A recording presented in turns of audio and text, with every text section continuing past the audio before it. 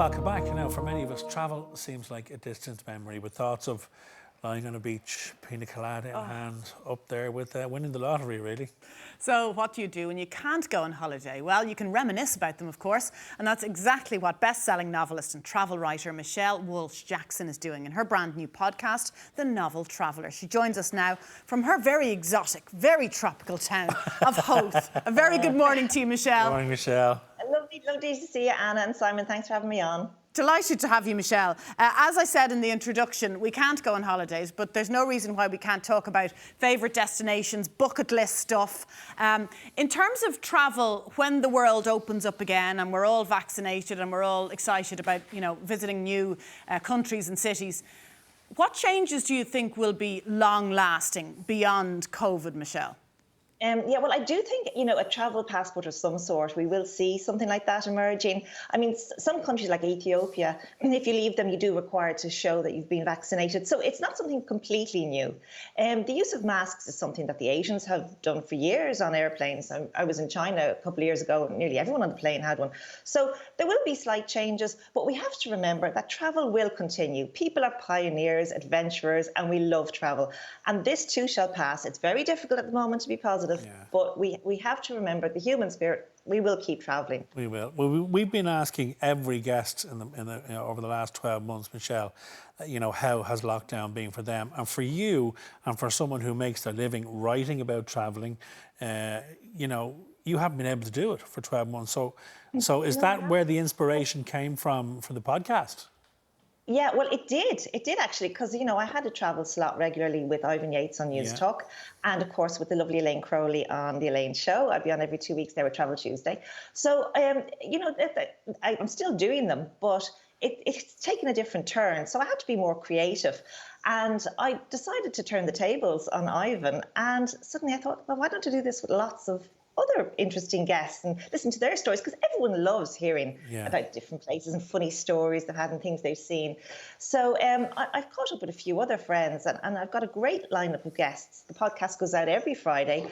It's on all the usual channels. And, you can find out about all this on my website, thenoveltraveller.com. I always say that that's my kind of base. It's the joining of my novels and my travel. So I became the Novel Traveller about 6 years ago when I started travel writing really seriously, So tell us about the first episode with our old pal Ivan Yates, because this is a tricky one. Obviously, you know him as well from contributing to his radio show. Ivan's a tricky person because he wants to travel and explore and has a great curiosity and interest in new things, but doesn't like to fly. So how did this unfold? And he actually reveals why he doesn't like flying. I don't want to do a spoiler on the podcast now, but it goes back to when he was quite young and a flying experience in a two-seater plane. So if you listen in, you listen to the podcast, you'll get the full rundown. But Ivan loves experiences. He loves his horse racing. He loves his sport. So places where he can experience that. And he had his great bucket list trip to the States as well, which he speaks really, really in detail about. You talk about, Michelle, about travelling and even, as you say, listening to other people's stories about travel. It's great escapism for us. You've given your readers some escapism with your latest book, Journey to the Heartland. Tell us about the book. Well, it's something that I started a few years ago, but because I've been travelling so much, I hadn't finished it. And I had no excuse with the lockdown. And I actually have started an imprint, The Novel Press, in keeping with everything I do. And this book, I said, it has to go out sooner than later. And a lot of books are being pushed back, and waiting for publishers to go through the whole thing would take so long. So I have it out now. And it's for sale on with Kenny's website, Kenny's great bookshop in Galway. And the reason I'm selling it through them is because I really want to support Irish businesses at this time. The hospitality industry has been hit so badly, all the little restaurants, businesses all over the place. So Kenny's is a really reputable Irish family business, and I'm really proud to be selling it through them. And of course, you can buy it on Amazon and that. But I see the sun is chasing me now. Isn't that great? Is that a sign of good things to come, guys? Positivity. That's very fitting indeed for the point of this interview, Michelle. Can I ask you, as someone who loves to check into a hotel, who doesn't, right? But I love the extra touches that you get in a hotel, especially when the nicer of hotels go above and beyond. What kind of touches have you come across amongst your extensive travels where you had this moment of, oh, isn't that just lovely? Oh, yeah. Well, a little romantic break in Barbados. We came back to the room one night and they had run a bath and left a bottle of champagne and rose petals. So we came in the door after coming back from the pool. It's myself and my other half. And it was just really... I would have immediately walked into the room and thought somebody's broken in. That's what I would have thought. They break in, I'd love that. Listen, when, as you say, everything will go eventually return to normal, hopefully. This too shall pass. Exactly. When it does, Michelle, two questions here. Where is top of your destination list? And also then, for us, Michelle, in terms of places we might never have been before or not well-travelled paths, where should we be looking at? Well, a lot of islands have done incredibly well with COVID and they've handled it really well. Places like Barbados, Fiji, Seychelles, and they're opening up already for guests. And they have stringent programs going. And there's a great article Paula Congela wrote in the Indo about the Seychelles, and 70% of the population have been planning to be vaccinated really quickly.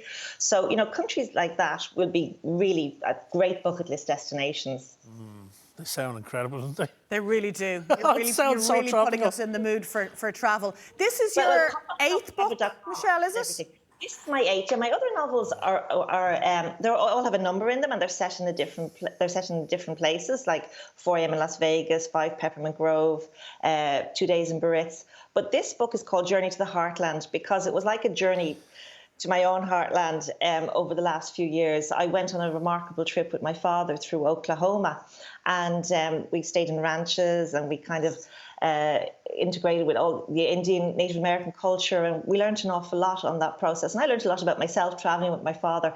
And the older generation are seen as vulnerable now in the media so much. And the older generation are remarkable. They've been through so much. They've been through hard times, and we have to listen to them and listen to their guidance as much as protect them. There's a lot to be learned from listening to their stories and their experiences, and they'll help us through, In terms of the podcast, you mentioned, of course, Ivan Yates is going to be on there, but you've got an incredible lineup of guests, Michelle. You have Rick O'Shea in there, Ian Dempsey. Yeah. I mean, a great roster of guests. Sally Ann Clark, Linda Marr, Madeleine Keane. And it's lovely to have a book connection. Patricia Scanlon has actually agreed to it, but she has to have a procedure first. But it's great to have a mix of voices and to hear lots of different people's experiences. Ivan is hilarious, though, and I don't interrupt him too much because he used to interrupt me all the time on radio. And now it's working the other way. Yeah. Is there one hotel or city or town that is a common theme amongst all of the people you've spoken to in terms of a real hotspot that we need to visit or a favourite? Well, people do like, they either love Asia or they don't. Everybody seems to love America. It's going to be interesting to see what happens there. And that's why I've written about America. And I will just mention the book has been chosen for the Hope Foundation USA Book Club read for March. Now, it's not advertised yet, but it will be from February the 18th when the current book club has finished.